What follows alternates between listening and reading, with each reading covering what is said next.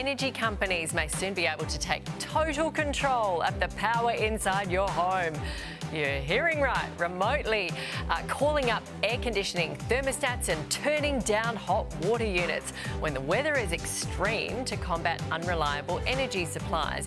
It's an option that would see the installation of widgets on devices such as air cons, where companies can engage economy mode to reduce power use during peak periods. For their take, let's bring in journalist Deb Clay and the host of Triple M Nightshift, Bona. Good morning to you. Good morning. Deb, is this Big Brother gone AWOL or is it fair game?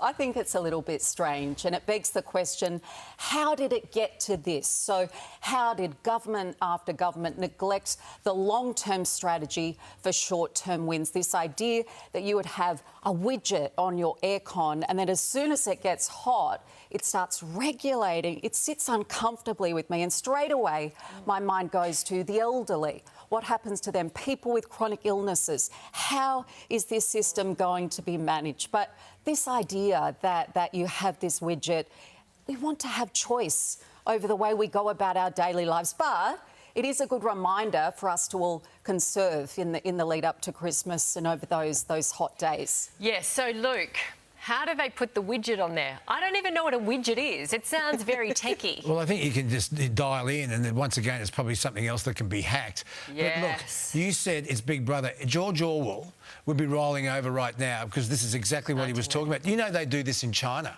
I've been there. The government can actually turn off your heat or your cooling whenever it feels like. They do it there. Absolutely. So you're sitting there in your aircon. Or when you're heating on in winter. And people, or you're heating, and then suddenly you think, gee, it's getting hot in here, and it actually is. But Deb just said it, and you took the words out of my mouth, Deb. How did we get to this point? Why is our energy so unreliable? Why have we been demonising coal and shutting down and neglecting coal-fired power stations and putting all our eggs into the renewable basket when that basket hasn't even been woven properly yet? I love the idea of renewables, but why are we neglecting the reliable power that we have? And you said, oh, it'll teach us to conserve, Deb. We're not stupid. We know how to conserve. We are in the middle of we can't afford a crisis. Not to conserve. We have to conserve. And what are they going to say? Oh, you can only have one fridge now, and sorry, only one television. And by the way, your pool's going to go green. We're going to turn your filter off. We know how to conserve. And we don't need to be told this. And does anyone sort of think, OK, did this not happen in just the last 2 years? Since Labor's been in. And now the Libs are going, oh, we need to do nuclear. They were in 2.5 years ago. Did we not think of that then? Oh, exactly. Infrastructure's been neglected for a long time. And I reckon it's because most politicians, when planning an election campaign, only think ahead 3 or 4 years. Yeah. No one's had the guts to say, let's think 50. Exactly. Like the Snowy Mountain hydroelectric scheme. Yeah. Or the Harbour Bridge. We've got to think ahead. We've got to think infrastructure. Exactly. Let's look at this. A new poll, speaking of getting elected, has revealed that Peter Dutton is on track for a major win at the next federal election. The study from Redbridge, 5,000 people, has the coalition at 64 seats in the House of Reps. And with 14 seats still in doubt, the party is within arm's reach of an outright majority of 76. Deb, is this a wake-up call for the government, or are the polls wrong? Well, I think it's a much-needed wake-up call for the government because they are asleep at the wheel at the moment.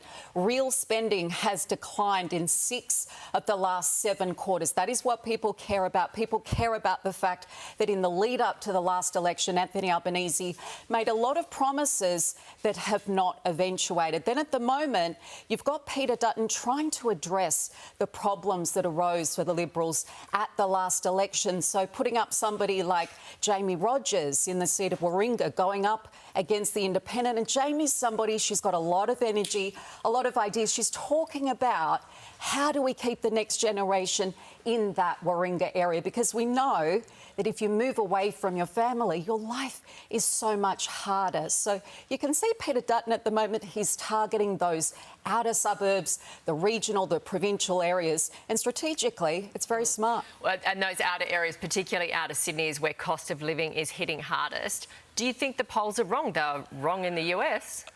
No, I think the polls are pretty right. Whether they'll be right, I'm tipping May next year. We'll have to wait and see. But it is the way the government is addressing the cost of living, and people are. It's not a good look when you've got the our American ambassador spending $70,000 on a party, spending $20,000 on Jessica Mauboy. I love Jessica Mauboy, but you've got to pull back. If you're having a cost of living crisis, you tighten your belt and you don't go flaunting that sort of spending. And I think the electorate sees this government as out of touch. Yeah, I think we need an audit. Do they ever do audit? No, seriously, because stuff they get used to spending in Canberra. Yeah. No, we audit private companies. Sure. You know, we've had to have cutbacks, and so has every other company around there. Why don't they do serious audits of Canberra? I don't know.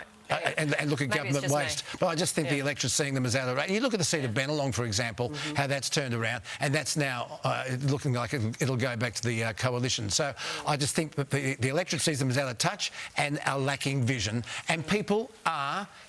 You ask yourself the question, are you better off now than you were a few years ago? The same question Trump asked, and I think the answer's no. Finally, a mum has taken to an online parenting forum to complain about office Christmas parties starting in the evening. Yeah. Instead, she proposes they begin during the afternoon. She has to pay for babysitting, the commute, getting frocked up again. Deb, what do you think? It is the one day of the year where you have to go to a function outside of work hours. And she's talking about the fact that her kids are going to be melting down at the witching hour.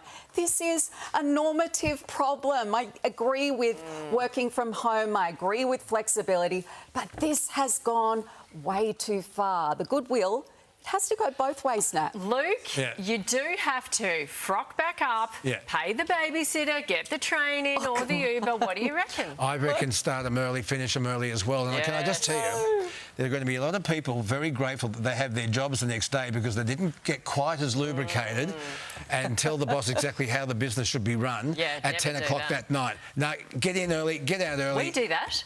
We have a lunchtime one. Yeah. And you're still here?